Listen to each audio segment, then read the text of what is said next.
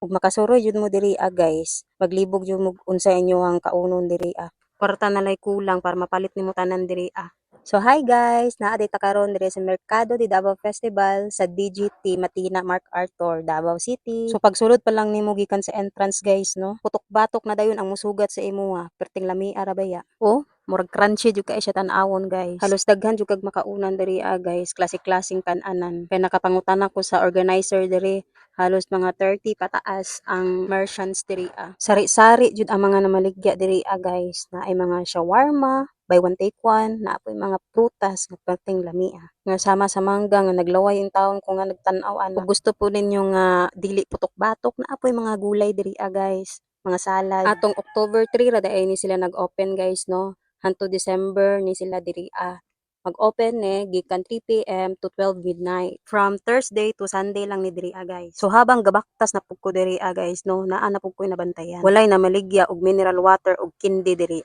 Mubalik siguro ko diri po no unya magdala kog mineral og kindi. So unsa pa ginahulat ninyo guys no? Laag na mo diri Malingaw jud mo magsuroy-suroy diri labi naa kay kwartang dala. Kay kada tan-aw jud nimo sa mga pagkaon diri guys, lami kay pangtilawan tanan. So igo ra day ko nagsuroy-suroy diri guys no, wa ko ning kaon. Kay wala pud ko'y kwarta. So thank you for watching guys. Please follow and share.